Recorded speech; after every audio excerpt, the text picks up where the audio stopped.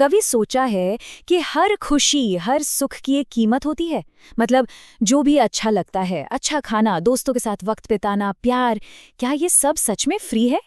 आज हम एक बड़े ही दिलचस्प आइडिया को समझने वाले हैं जिसे कहते हैं यूनिवर्स का बिलिंग सिस्टम। एक ऐसा सिस्टम जहां हर सुख का, हर मजे का हिसाब होता है। तो चलिए खुशी के इस इकोनॉमिक्स को जरा आसान भाषा में समझते हैं।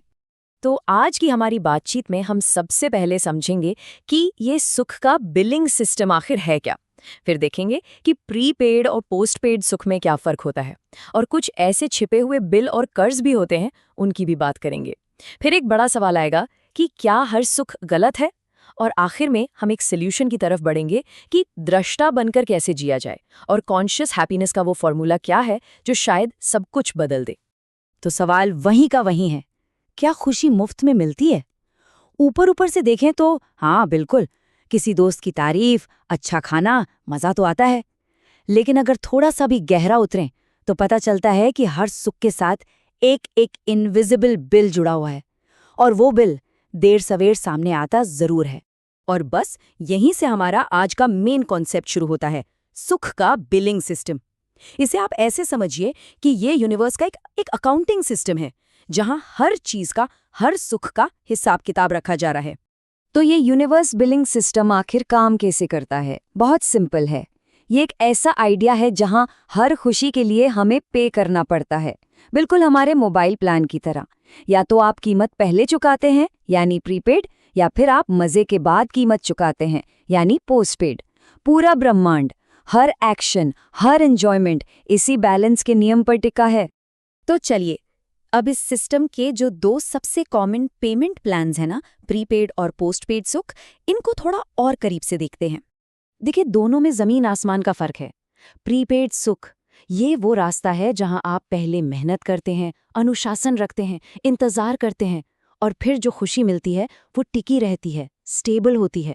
और पोस्टपेड, अरे वो तो एकदम इंस्टेंट मजा है, तुरंत ग्रेटिफिकेशन। लेकिन बाद में उसके कॉन्सिक्वेंसेस, उसका कर्ज, उसका दुख, वो बिल बनकर सामने आता है। प्रीपेड के कुछ उदाहरण देखें, बहुत सिंपल हैं।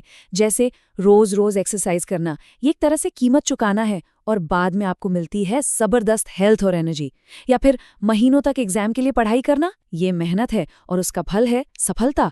रिश्तों में ईमानदारी और सब्र रखना, ये भी एक तरह का इन्वेस्टमेंट है, जिससे गहरे भरोसे वाले रिश्ते बनते हैं। सब में एक ही पैटर्न है, मेहनत पहले, फल बाद में। अब जरा पोस्टपेड के जाल को देखिए।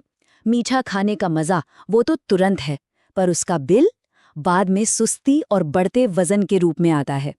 घंटों तक सोशल मीडिया स्क्रॉल करते रहना, डोपामिन का किक तो इंस्टेंट है, पर कीमत है खराब नींद और ब्रेन फॉग।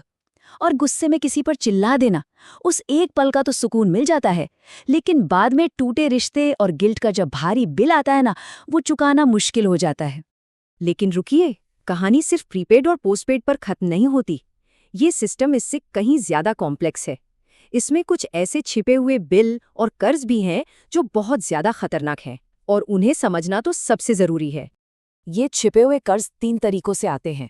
पहला है किश्तें या इंस्टॉलमेंट्स। ये वो रोज की छोटी छोटी आदतें हैं, जैसे थोड़ा ज्यादा खा लेना, थोड़ा आलस कर लेना, जो धीरे धीरे जुड़कर एक बहुत बड़ा कर्ज बन जाती हैं।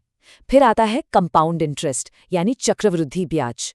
ये हैं लतें, नशा, जुआ, जहां कर्म का बिल बहुत तेजी से, मतलब एक्सपोनेंशियली बढ़ता है। और तीसरा जो सबसे गहरा है, वो है सुपर पोस्टपेड या प्रारब्ध। ये वो गहरे कर्म हैं जो शायद पिछले जन्मों से चले आ रहे हैं और इस जिंदगी में हमारी आदतों और पैटर्न के रूप में दिखते हैं। तो ये जो मैट्रिक्स है ना, ये अब तक की सारी कहानी को एक जगह समेट देता है। Prepaid, postpaid, instalments, compound interest, सब कुछ। लेकिन यहाँ एक 5वां रास्ता भी है, एक उम्मीद, और वो है कॉन्शियस एंजॉयमेंट या सचेत सुख। एक ऐसा तरीका जिसमें आप संतुलन बनाकर चलते हैं और बिल लगभग 0 आता है। अब हम इसी रास्ते को समझने वाले हैं।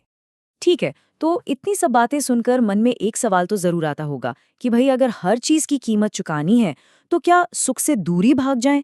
क्या हर खुशी, हर मजा एक ट्रैप है, एक जाल है? तो क्या करें फिर? क्या सुख को अपनाएं ही नहीं? क्या जिंदगी से हर तरह के मजे को, हर आनंद को बाहर निकाल फेंकें? क्या यही है रास्ता? इसका जवाब है बिल्कुल नहीं।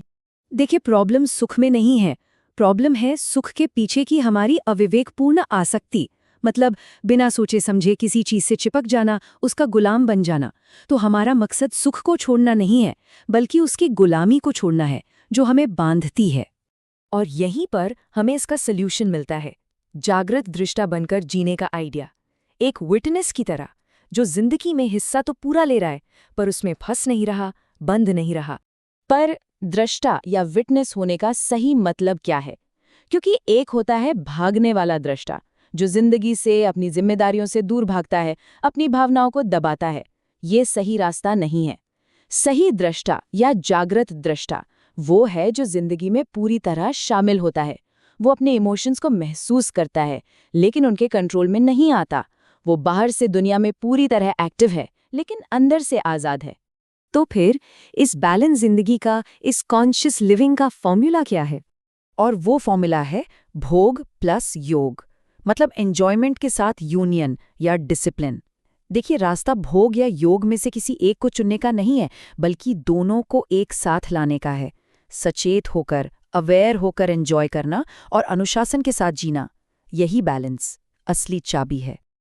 अब सवाल है कि इसे अपनी डेली लाइफ में कैसे लाएं? बहुत आसान है। चीज़ों को इस्तेमाल करें, पर उनके गुलाम मत बनें। पैसा कमाएं, बिल्कुल कमाएं, पर उसे खुद पर हावी ना होने दें। अच्छा खाना खाएं, उसका आनंद लें, पर पेटूपन से बचें। प्रेम करें, लेकिन उस पर कब्जा करने की कोशिश ना करें। बस हर काम में, हर पल में एक चीज़ मिला दें, अवेयरनेस, यानी जागरूकता। और आखिर में बस ये एक बात याद रखिए, जो सुख आपको आज़ाद करता है वो प्रसाद है, और जो सुख आपको गुलाम बनाता है वही असली पोस्टपेड ट्रैप है। तो सवाल ये नहीं कि सुख लिया जाए या नहीं, असली सवाल ये है कि हम जो कुछ भी कर रहे हैं वो हमें और आज़ाद बना रहा है या और ज़्यादा बांध रहा है।